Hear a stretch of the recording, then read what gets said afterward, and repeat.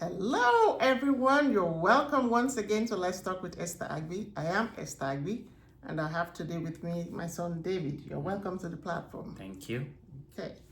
So it's been a very interesting time. We just had the Easter celebration recently. I hope you all enjoyed it, and not just the enjoyment of the celebrations, but the purpose and the meaning of all what the Easter meant. So today we have a very interesting and also very sensitive topic. The title is Should Pastors Profit from the Gospel? Should pastors profit from the gospel? This is very interesting because, and also sensitive because we know we have many ministers, many pastors, or whatever their titles will be. We have the secular jobs and we have the spiritual jobs. We know the secular jobs, if you are a pharmacist, well, engineers, medical doctors, caregivers, whatever profession you find yourself in, you know how you get paid, right? But for those who have the spiritual jobs, like the pastors, apostles, bishops, imam, how are they supposed to get paid? That's what we want to discuss today. So my question today is, how do such people who carry spiritual jobs get paid? How do they get paid? Yes. Yeah, that's a good question. I would start off just like everything, look at the scripture, right? So starting off with the Old Testament, right? With the Levites, they were paid from, quote unquote, paid, or their needs were taken care of by the contributions of all the other tribes, right? They would all contribute something, and some of it would go to the Levites because they were known as the priestly tribe and the tribe that was meant to do all the work associated with the temple and the things of the Lord, right? And then in the New Testament, you had Jesus walking around with the money bag, and those who wanted to donate or give to the ministry. Jesus or Judas? Would contribute. Judas had the money bag, but it was for the ministry of Jesus, right? Yes. And so it would be contribute. They would contribute, those who would want to contribute, and Voluntarily. that would voluntarily, and that is how they would have sustained themselves.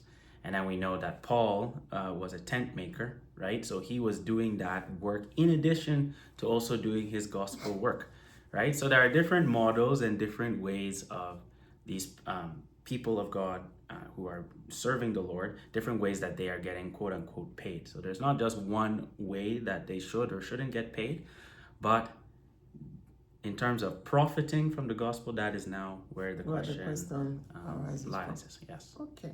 So let us quickly look at Matthew chapter 10, verse 7 to 8 and see where that stands. Okay. So that says, Matthew 10, 7 to 8 says, "And as you go, preach, saying, the kingdom of heaven is at hand.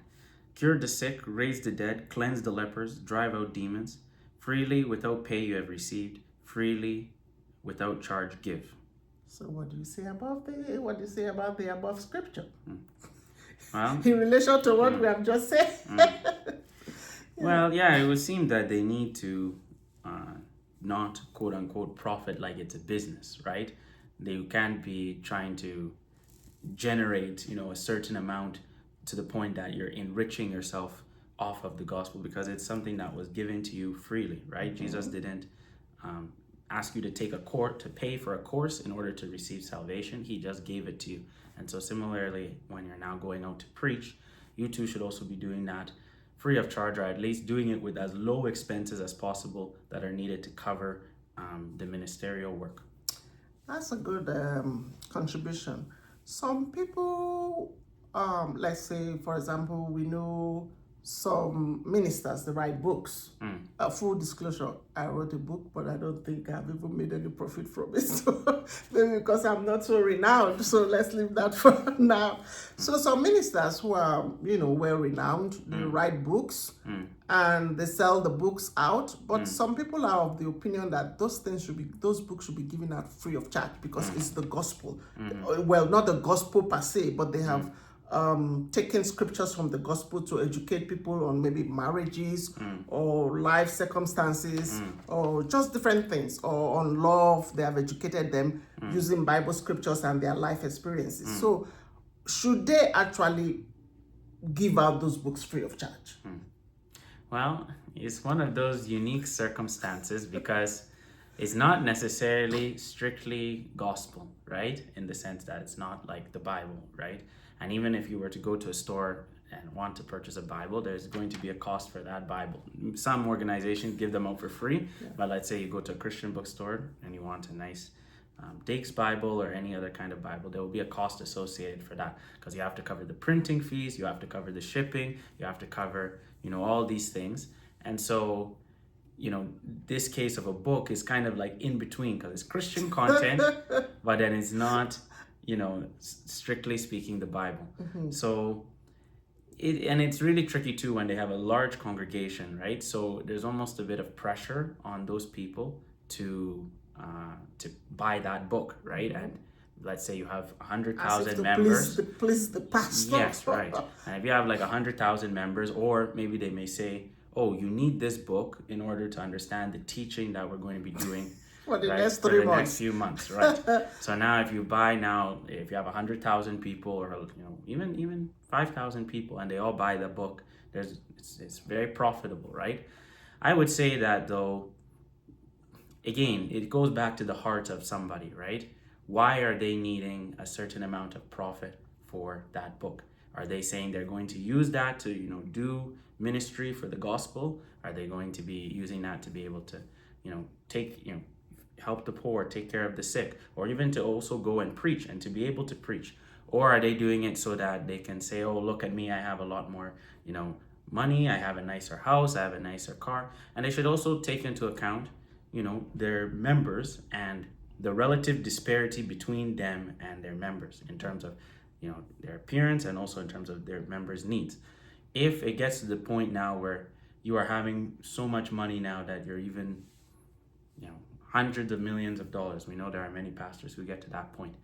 Again, it starts to become trickier as to what are you holding as your most important value. Is it the Lord, or is it the fact that you have all this money? Yes, the Lord blesses people, right? Abraham, we know, was rich. David was rich. Solomon was rich. So it's not a sin to be rich, and it's not a sin to be a righteous person and rich. But the thing is that how that is obtained, and also the appearance, right? You don't want to be someone that has even an appearance of greed, right, or an appearance of unnecessary hoarding of wealth. That is where the issue is. And that's where I would say that if it's not giving you a good witness, then maybe that money you have, you need to find a way to spend it in some ways, or get rid of it in some ways, so that you can more effectively preach the gospel and have a more effective image. And so There are, okay, let's say it's a secular job, something that's just, and you worked very hard and you receive your pay and you become a millionaire or billionaire. Nobody frowns at that. So why is it if the spiritual work, or so to say, the pastor works very hard, writes books, goes all over the place, or invests, does a lot of investments and things like that, and it becomes rich? People now look at him like, are you taking the money from the church or from the purse? So why is it like that? well, Because let's say there were ordinary people working in the secular job. Nobody's going to frown at that.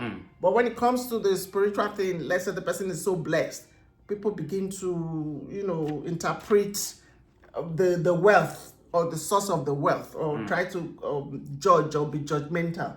Why is it so? yeah, it's tricky. Yeah, it's also Yeah, tricky too. so, yeah. But I would say there's a few reasons. One reason is that I would question too that people don't judge them if they have a lot of money. A lot of people that have money, to get to a certain amount of wealth, generally you start to need to do some things in order to hold on to that wealth, right? You might actually not be paying workers as much as you should be paying, or maybe you're charging too high of a price for your product or for your service. So I wouldn't necessarily say there's no criticism. But in the case of pastors and other jobs that are, to help take care of the spiritual Charitable. needs of people, yes, charitable, things like that, the whole point is the love of that thing should be enough for you to want to do it, irrespective of the pay, right? Not that it's wrong to want to have wealth, but in a pastoral role, you are looking after the heart of somebody, after the spiritual needs of somebody.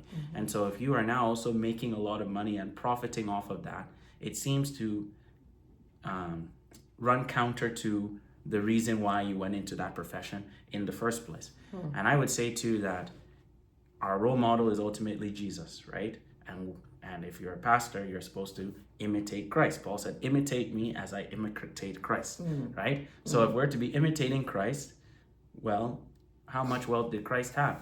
Was Christ like the Roman Empire sitting in the king's palace? Or was he, didn't even have a place to lay his head? Had to ask people, oh, please, can I stay in your house this evening? Can I do this evening? Right? So it's like that aspect of humility needs to be there. That aspect of getting rid of attachments to the material world needs to be there. Now, you need your basic needs to be met: food, water, clothing, shelter, and the pastor also should have some degree of enjoyment, right? Doesn't mean that you're just supposed to suffer. Jesus also went to parties, right? He went to the wedding at Cana and all of that.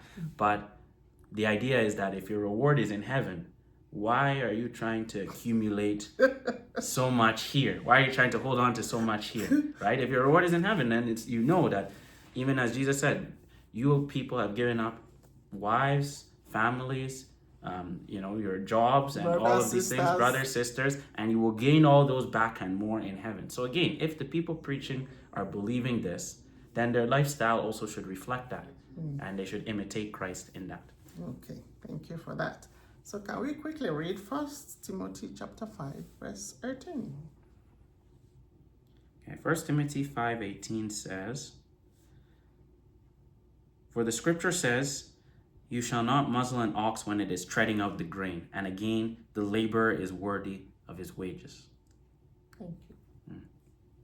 What are your thoughts? What are your thoughts? Yeah, that's a good question. That's a good scripture too. Yeah, it's the same thing, right? People need to be paid for their work, right? That's it. That's just what it comes down to. The ministers should be rewarded. So the ministers do need to be paid for that. However, it's still the same thing, right?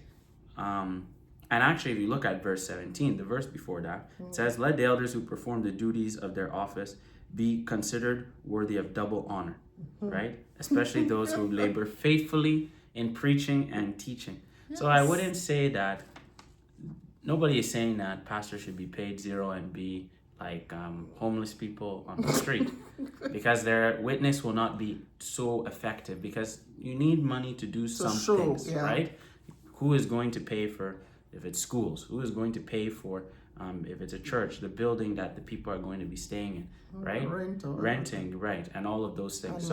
Administrative costs, exactly, right? So it's not saying that those things, there should be no payment or no wage, but at the same time, you also have to realize that the image is what makes an effective witness. The reason Christ was effective and more effective than, say, the Pharisees is because he practiced what he preached, right? The Pharisees would say all these things in the law, but they didn't do it, right? Christ being, the embodiment of the law and the prophets, right? Fulfilling the law and the prophets, all was in him. He was simple, right?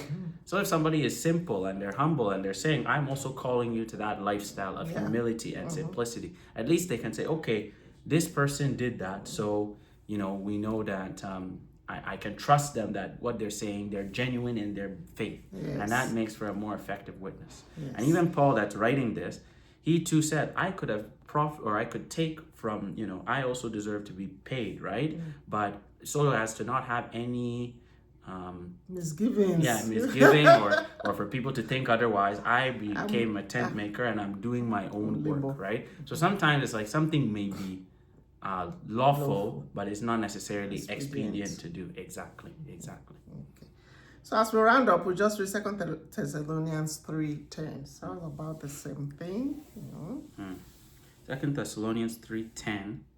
Yeah, it says, "For while we were yet with you, we gave you this rule and charge: if anyone will not work, neither let him eat." So If the pastors are working or the ministers are working, imam are working, they should be paid. They should be rewarded. They are entitled to some stipend. Yes. But the summary there is that we should not overdo these things. So even though you write a book and you see you're going to profit so much, you can reduce the cost or the selling price, so that it's not just too much, right? So that everybody will be able to afford it, even close to almost giving it out as free after you have recovered, the cost or the expenses of publication. Yes, exactly. Or even if you receive that, make sure that that money is used for something. Okay, right? to throw it back again to the ministry. Throw it back again into the ministry. Into charitable givings and things like that. So that's all we have for now. We'd like to hear your own contributions at the comment section. Do you have anything as we summarize? No comment. Yeah, so we should not actually profit, so to say, from the gospel, but we are also entitled to receive the reward or wages from your work. Okay, thank you for spending time with us today. We hope to see you some other time very soon. God bless you. Bye for now.